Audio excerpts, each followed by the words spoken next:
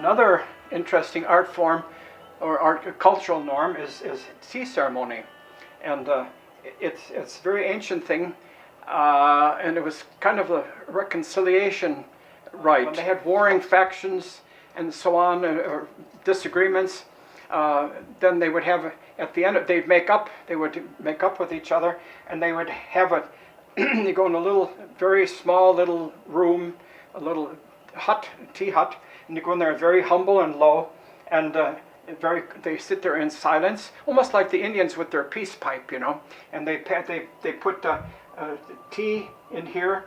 It's a ground up powder. It looks like green chalk, and then this is an object it's from bamboo. It's the whisk, and you whisk it around like this. This particular vase I like very much. Look at the design on there. It's a pine, and it's etched. The design is etched in there when it's wet, and then they put black pigment in there. They never have it colored. And this is made in a village near Nagoya. The whole village makes this kind of thing. They're engaged in it, and it's beautiful.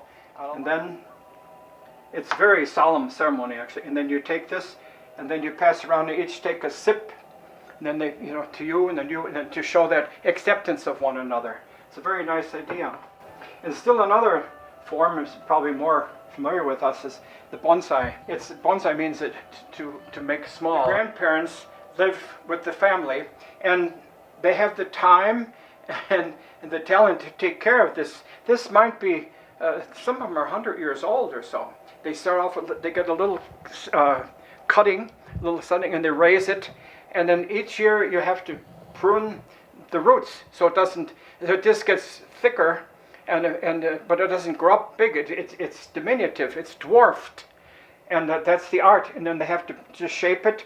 It's an art to pruning it to a certain way, and to make it look like it's a favorite one is to make it look like it's a wind-blown pine on a mountaintop or something. You know, and it's all part of their art and appreciation for it. And another art form, which is very important, cultural norm for the Japanese, is flower arranging, IKEBANA, and it expresses a kind of a philosophy or an appreciation for life, and it's not just throwing a bunch of flowers together in a vase like we do here. That's considered vulgar. To see a big bouquet of many flowers in there, it's not vulgar, but it's kind of tacky. It doesn't say much.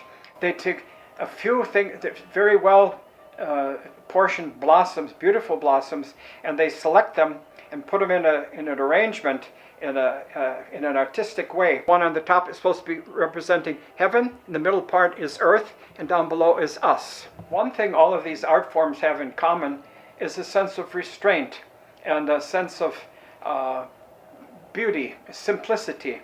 They strive for that. Not clutter, not garish, should be understated. And first, when you come and you see those things, you say, oh, it's so plain, you don't like it. In fact, in our room, one of our rooms, in our dormitory, they love natural wood, and we thought, oh, it doesn't look so nice. So we painted it, and we were ostracized. They were horrified.